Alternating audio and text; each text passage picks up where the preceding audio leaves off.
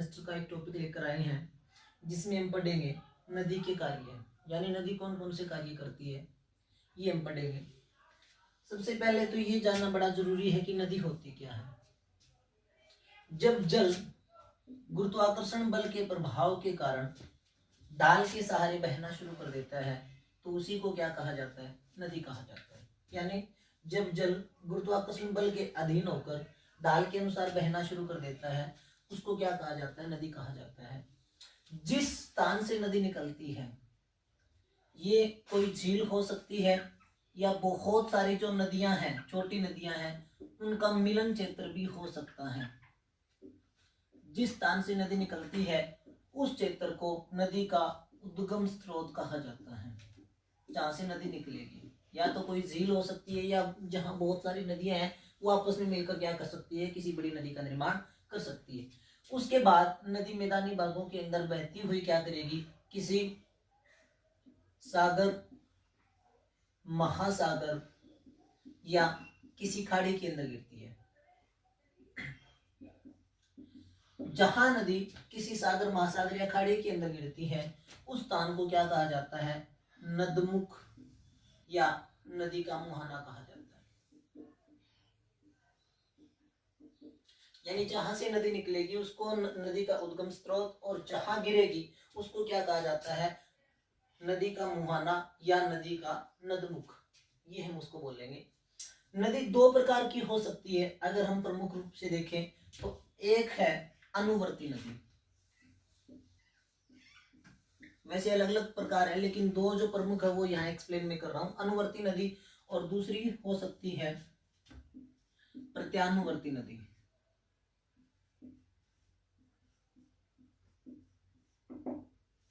अनुवर्ती नदी कौन सी होती है, जो नदी ढाल के अनुसार बहती है। जो नदी ढाल के अनुसार बहती है वो होती है अनुवर्ती नदी। और प्रत्यानुवर्ती नदी कौन सी होती है, जो ढाल का अनुसरण नहीं करती, यानी ढाल के अनुसार नहीं बहती, अपना रास्ता खुद बना लेती है। जैसे अगर हम देखें ब्रह्मपुत्र जो नदी है, ब्रह्मपुत्र नदी जैसे ही भारत के अंदर प्रवेश करेगी, भारत के अंदर जैसे ही प्रवेश करेगी, प्रवेश करने के बाद वो क्या करती है, हिमालय पर्वत को काट देती है। कहने का मतलब वो ढाल के अनुसार नहीं चलती, वो क्या कर देती है, उस पर्वत को काट के अपना रास्ता है वो खुद बना लेती है। तो अनुवर्ती नदी कौन सी होती है, जो ढाल के अनुसार बहती है। जैसे प्रायद्वीपीय पठार की बहुत सारी नदियां हैं जो ढाल के अनुसार ही बह रही है। लेकिन प्रत्यानुवर्ती नदी कौन सी होगी, जो ढाल का अनुसरण नहीं करती, अपना मार्ग है वो खुद बना लेती है, या अपने मार्ग में आने वाली जो चट्टानें उनको काट कर क्या करती है, अपना मार्ग बनाती है, जो ढाल का अनुसरण नहीं करती। ये थे नदियों के दो प्रकार। अब नदी के कार्य जो हम यहाँ पढ़ रहे हैं, तो नदी के कार्य क्या हो सकते हैं। सबसे बड़ी बात क्या है कि नदी क्या करती है, समानता स्थापित करती है धरातल के ऊपर। समानता स्थापित करने का कार्य नदी के पास होता है। समानता स्थापित करने का मतलब क्या है कि जैसे कुछ एक भाग ऊपर उठे हुए हैं और कुछ एक भाग क्या है, नीचे धसे हुए। नदी क्या करेगी, जो ऊपर उठे हुए भाग है इनके ऊपर क्या कार्य करेगी, अपर्दन का कार्य करेगी, और जो नीचे धसे हुए भाग है उनके अंदर क्या करेगी, निक्षेपण का कार्य करेगी। यानी नदी क्या करती है, धरातल के ऊपर समानता स्थापित करने का कार्य करती है। नदी के जो कार्य है वो तीन रूपों में हो सकते हैं। तीन रूपों के अंदर नदी का कार्य है वो कंप्लीट होता है। पहला जो है वो क्या है, अपर्दन का कार्य है। दूसरा जो कार्य है वो क्या है, परिवहन का कार्य है। और तीसरा जो कार्य है वो है निक्षेपण का। तीन प्रकार के कार्य नदी करती है। अपर्दन क्या होता है, अपर्दन का मतलब क्या है कि नदी क्या करेगी, अपने मार्ग में आने वाली जो चट्टानें हैं उनको क्या करती है, तोड़ती फोड़ती रहती है। वो कार्य क्या कहलाएगा, अपर्दन का कार्य कहलाएगा। नदी क्या करेगी, अपने मार्ग में आने वाली चट्टानों को तोड़ फोड़ देगी, उनको काटती छाटती रहेगी, वो कार्य कहलाएगा अपर्दन का। दूसरा है परिवहन। अब नदी का जो जल है, बहता हुआ जल क्या करता है, चट्टानों का जो चूर्ण है, चट्टानों के जो टुकड़े हैं उनको क्या कर लेता है, अपने साथ बहाकर एक स्थान से दूसरे स्थान के ऊपर ले जाता है।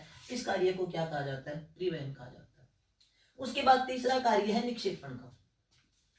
अब ये दो जो कार्य है, अपर्दन का कार्य और परिवहन का कार्य, ये उन्हीं क्षेत्रों के अंदर होंगे जहां नदी का जो वेग है, नदी का जो जल है वो तेज गति से बहता है। लेकिन जैसे ही नदी के वेग के अंदर क्या आ जाएगी, कमी आ जाएगी, नदी क्या करेगी, निक्षेपण का कार्य शुरू कर देगी। और मोस्टली उस क्षेत्र के अंदर जहां नदी क्या करती है, किसी सागर महासागर या खाड़ी के अंदर गिरती है, वहां नदी क्या करती है, निक्षेपण का कार्य करती है। तो नदी का जो कार्य है वो 3 रूपों के अंदर पूरा होता है। पहला है अपर्दन का कार्य, दूसरा है परिवहन का कार्य और तीसरा है निक्षेपण का कार्य। आज जो हम पढ़ने जा रहे हैं वो सिर्फ हम पढ़ेंगे अपर्दन का कार्य, नदी किस प्रकार अपर्दन कार्य है वो कंप्लीट करती है।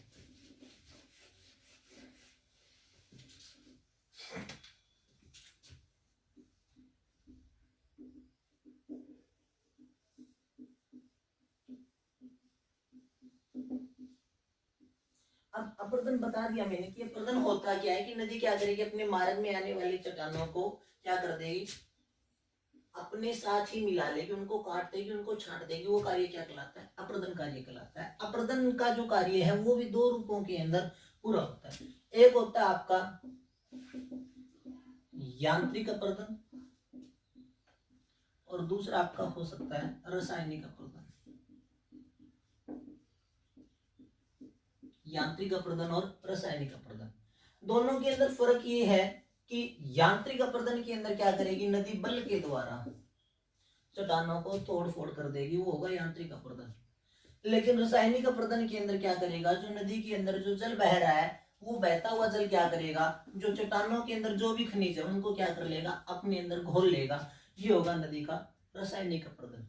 यानी यांत्रिक अपर्दन के अंदर नदी क्या करेगी, अपनी बल के द्वारा जो बहता हुआ जल है उसके अंदर जो ताकत है उसके द्वारा चट्टानों को तोड़ फोड़ कर देगी। और रासायनिक अपर्दन के अंदर क्या करेगी, नदी के अंदर जो जल है वो क्या करेगा, जो चट्टानों के अंदर खनिज पाए जा रहे हैं उनको क्या कर लेगा, अपने अंदर ही घोल कर ले जाएगा। ये होगा रासायनिक अपर्दन। सबसे पहले हम पढ़ रहे हैं यांत्रिक अपर्दन। यांत्रिक अपर्दन है वो 3 तरीके से होता है। 3 तरीके कौन कौन से, यहां मैं लिख रहा हूं आपके सामने। पहला जो कार्य है वो है अपघर्षण, दूसरा है सन्निकर्षण और जो तीसरा है वो है जलदाब की क्रिया। 3 रूपों के अंदर नदी का अपर्दन कार्य कौन सा, यांत्रिक अपर्दन का कार्य पूरा होता है। पहला है अपघर्षण। अपघर्षण का मतलब क्या है कि जैसे ही नदी के मार्ग में कोई चट्टान आएगी,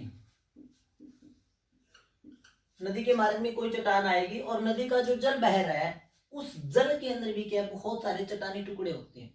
यानी नदी के मार्ग में आने वाली चट्टान, एक तो वो चट्टान जो नदी के मार्ग में आ रही है और दूसरी वो चट्टान जो नदी के जल में है। इन दोनों के बीच में क्या होता है, टकराव होता है। यानी एक तो जैसी नदी बह रही है, नदी के जल के अंदर क्या बहुत सारे कंकड़ पत्थर होंगे और मार्ग के अंदर भी क्या आएंगे, बहुत सारे कंकड़ पत्थर आएंगे। ये दोनों आपस के अंदर टकराएंगे, टकराने के कारण क्या होगी, इनके अंदर टूट फूट होगी। वो कार्य क्या कहलाता है, अपघर्षण। यानी अपघर्षण के अंदर क्या होगा, नदी अपने मार्ग में आने वाले चट्टानों को क्या करती है, तोड़ती फोड़ती रहती है। उस कार्य को क्या कहा जाता है, अपघर्षण कहा जाता है। सन्निकर्षण, सन्निकर्षण थोड़ा सा उल्टा है। यहाँ क्या कर रही थी, नदी अपने मार्ग में आने वाली चट्टानों को क्या कर रही थी, तोड़ फोड़ कर रही थी। किसके द्वारा, जो नदी के जल के अंदर विद्यमान है उन चट्टानों के द्वारा। लेकिन सन्निकर्षण इससे थोड़ा उल्टा हो जाएगा कि नदी के अंदर जो बहने वाली चट्टानें हैं,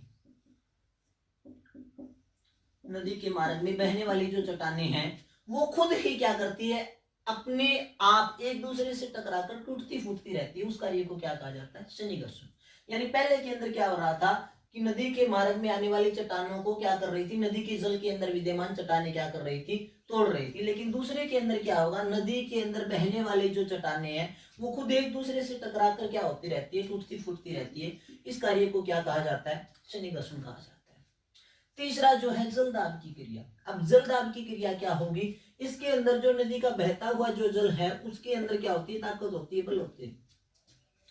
उस बल के कारण जल क्या करता है, दाब डालता है, दबाव डालता है किनके ऊपर, जो चट्टानें उसके मार्ग में आती है।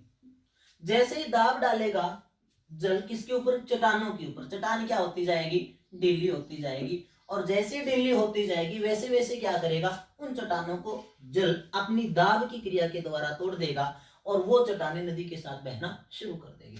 तो जो यांत्रिक अपर्दन है वो 3 रूपों के अंदर कंप्लीट होता है, अपघर्षण, सन्निकर्षण और जलदाब। अपघर्षण के अंदर क्या होगा, नदी अपने मार्ग में आने वाले चट्टानों को अपने जल के अंदर विद्यमान चट्टानों के द्वारा क्या करती रहती है, तोड़ती फोड़ती रहती है।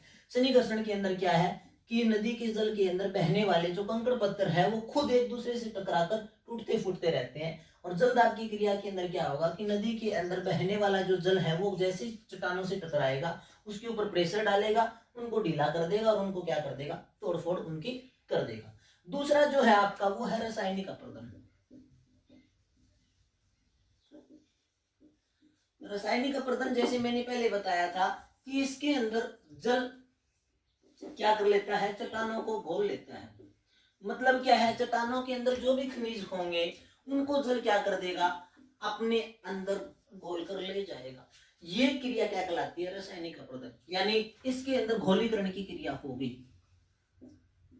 जैसे कि आपने देखा है जो सेंधा नमक है उसको क्या कर लेता है, जल अपने अंदर घोल कर ले जाता है। या चूना पत्थर वाला जो क्षेत्र है उसके अंदर भी क्या होगा, चूने को जल क्या कर लेता है, अपने अंदर ही घोल लेता है। इस क्रिया को क्या कहा जाता है, घोलीकरण कहा जाता है। तो रासायनिक अपरदन के अंदर क्या होगा, जल क्या कर लेगा, अपने मार्ग में आने वाली चट्टानों के अंदर जो खनिज पाए जा रहे हैं, जो चट्टान पाई जा रही है उसको क्या कर लेगा, अपने अंदर ही घोल कर ले जाएगा। ये क्रिया क्या कहलाती है, रासायनिक अपरदन। अब आगे है, ये थे नदी के कार्य। कौन से कार्य जो हमने पढ़े, अपरदन के कार्य। अपरदन का कार्य दो रूपों के अंदर होता है, एक तो यांत्रिक अपरदन और दूसरा रासायनिक अपरदन। अब हम पढ़ेंगे कि नदी का जो अपरदन कार्य है उसको प्रभावित करने वाले कारक कौन कौन से हैं, कौन कौन सी चीजें ऐसी हैं जो नदी के अपरदन कार्य को प्रभावित करती है।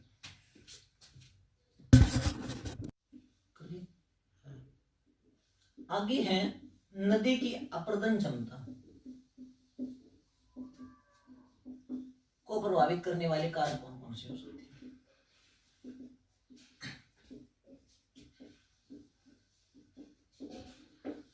चार कारक है यहाँ। जो पहला है वो है जल का वेग।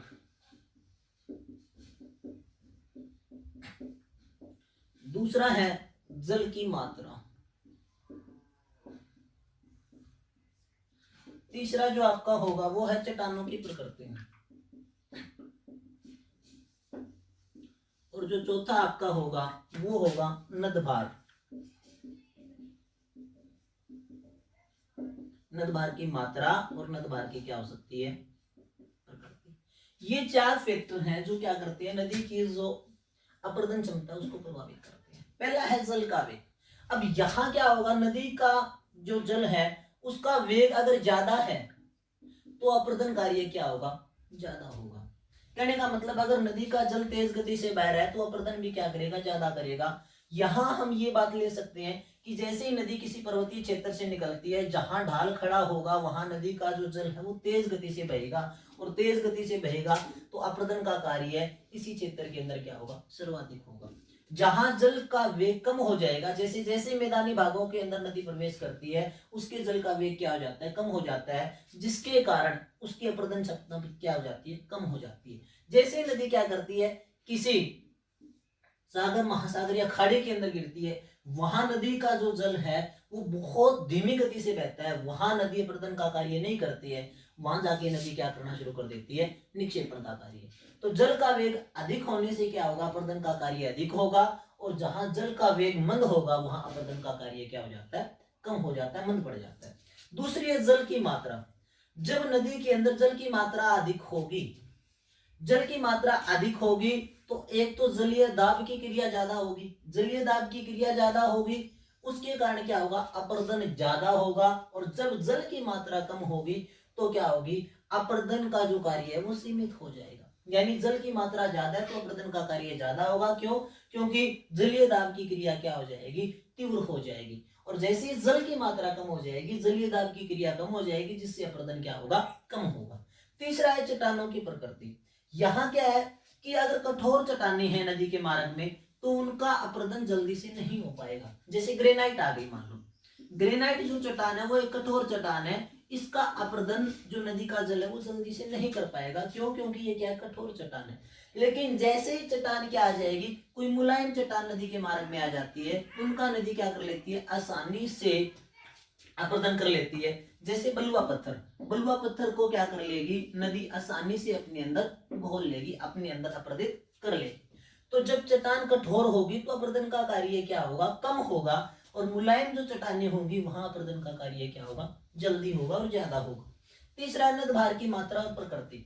नद भार की मात्रा यानी नदी के अंदर बहने वाले जो कंकड़ पत्थर है, शेलखंड है, उनकी मात्रा कितनी है। अगर उनकी मात्रा ज्यादा होगी तो वो क्या करेंगे, अपरदन ज्यादा करेंगे। दूसरी बात, अगर नद भार की मात्रा कम होगी तो अपरदन का कार्य क्या होगा, कम होगा।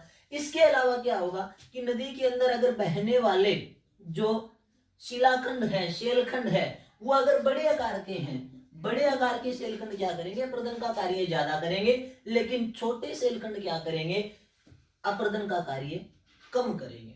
तो ये थे कुछ एक फैक्टर जो क्या करते हैं, नदी की अपरदन क्षमता को प्रभावित करती है। चार चीजें हमने पढ़ी है, जल का वेग, जल की मात्रा, चट्टानों की प्रकृति और नद भार की मात्रा। पहले के अंदर हमने पढ़ा है कि अगर जल का वेग ज्यादा होगा तो अपरदन ज्यादा होगा, जल का वेग कम होगा तो अपरदन कम होगा। दूसरे के अंदर हमने पढ़ा है कि अगर जल की मात्रा ज्यादा होगी तो अपरदन ज्यादा होगा और जल की मात्रा कम होगी तो अपरदन का कार्य कम होगा। तीसरे के अंदर हमने पढ़ा है कि अगर चट्टान कठोर होगी तो अपरदन कार्य सीमित हो जाता है, लेकिन अगर चट्टान मुलायम होगी तो अपरदन का कार्य क्या हो जाता है, बढ़ जाता है, यानी अपरदन ज्यादा होता है। तीसरे के अंदर हमने क्या पढ़ा, नद भार की मात्रा और प्रकृति। नद भार अगर ज्यादा है तो अपरदन ज्यादा होगा, अगर कम है तो अपरदन कम होगा। दूसरा, अगर जो नदी के अंदर बहने वाले शेलखंड बड़े आकार के हैं तो अपरदन कार्य ज्यादा होगा, लेकिन अगर महीन कण है तो अपरदन कार्य